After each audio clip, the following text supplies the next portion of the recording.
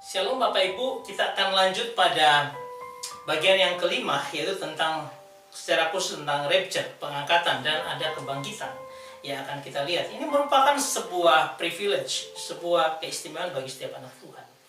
Coba kita lihat ayat yang ke-17 dikatakan, sesudah itu kita yang masih hidup, yang masih tinggal, akan diangkat bersama-sama dengan mereka dalam awan-awan menyongsong Tuhan di angkasa.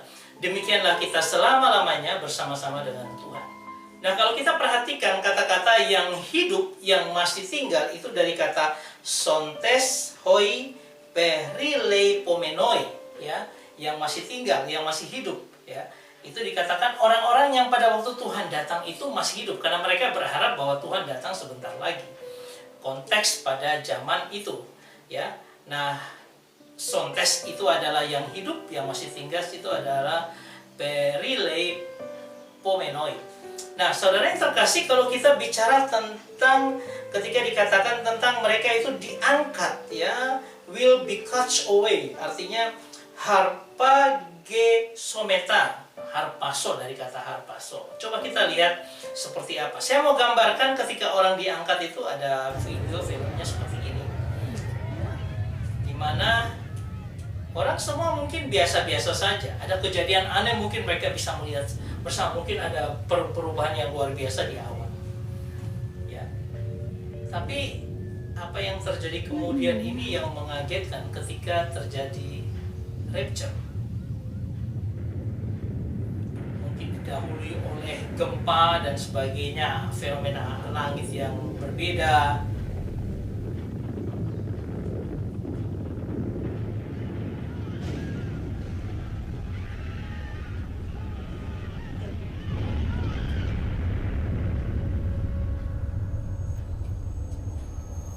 Nah, dikatakan dalam sekejap, ya,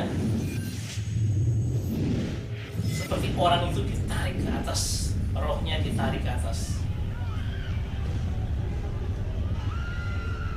Dan pada kondisi itu adalah orang pada kacau pasti, ya, karena ada yang lagi nyetir mobil sudah menghilang, nah, mobilnya jalan sendiri. Di sini diceritakan tentang pakaian-pakaian itu tiba-tiba jatuh, kayak jatuh gitu, karena orangnya sudah meninggalkan. Mereka diangkat dengan langsung diubah menjadi tubuh yang baru. Untuk apa? Untuk menyongsong Tuhan di angkasa. Ini ada seorang bapak, anaknya telepon, bapaknya sudah nama anak itu, dan bapaknya sudah nggak ada. Ya. Nah, itulah yang disebut dengan harpaso, diangkat Tuhan. Nah, kalau kita melihat dari timeline-nya kita seperti ini 2023, ada rapture sebentar lagi mungkin akan terjadi, kita tidak tahu, ya. Menyongsong Tuhan di angkasa adalah orang-orang yang hidup yang pada waktu itu, tetapi orang-orang yang mati dalam Kristus akan lebih dahulu bangkit dan rapture. Orang-orang yang hidup pada saat itu, yang pada saat Tuhan datang, akan rapture, diangkat bersama-sama dengan Kristus, menyongsong Kristus di angkasa. Apa yang disebut dengan rapture atau apa yang terjadi, kita coba lihat dari 1 Korintus pasal 15 ayat 50. Dikatakan, saudara-saudara, inilah yang hendak kukatakan kepadamu, yaitu bahwa daging dan darah tidak mendapat bagian dalam kerajaan Allah, dan bahwa yang binasa tidak mendapat bagian dalam apa yang tidak binasa. Sesungguhnya aku menyatakan kepadamu suatu rahasia, ya, dikatakan sebuah rahasia, bahwa kita tidak akan mati semuanya, tetapi kita semua akan diubah.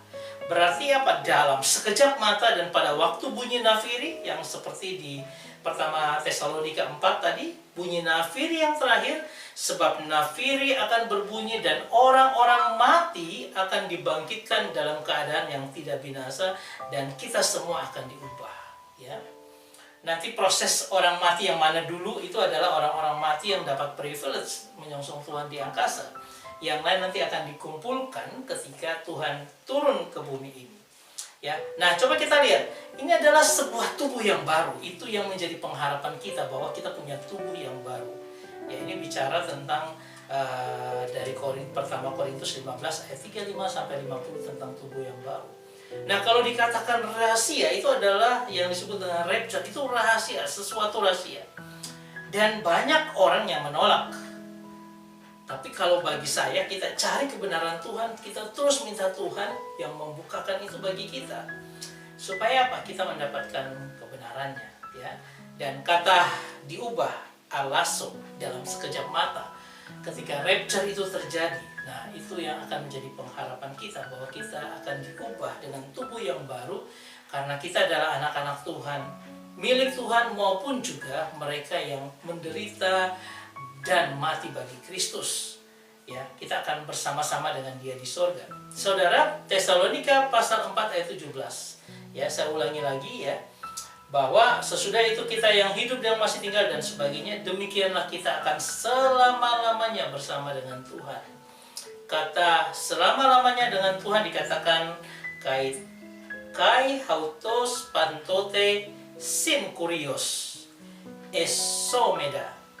Ya, artinya dan demikian kita akan bersama-sama dengan Tuhan selama-lamanya. Ada seorang teolog yang berkata, yaitu Paul Hiebert, dia katakan, hal yang penting bukanlah tempatnya, tetapi fakta persatuan permainan dengan Tuhan.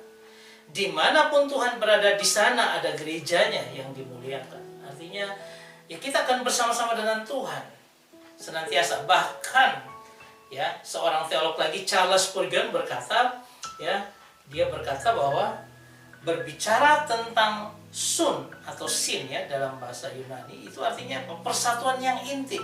Bukan hanya sebuah penyertaan, tetapi koheren dengan Tuhan. Artinya benar-benar menyatu dengan Tuhan, bahwa kita akan bersama-sama dengan Tuhan.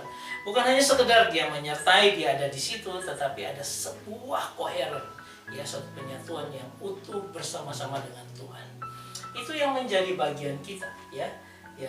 Jadi kita akan melihat penegasannya pada bagian yang terakhir, pada ayat 18. Saya minta kita untuk melihatnya sampai dengan akhir pada bagian ke-6. Tuhan Yesus memberkati kita semua. Amin.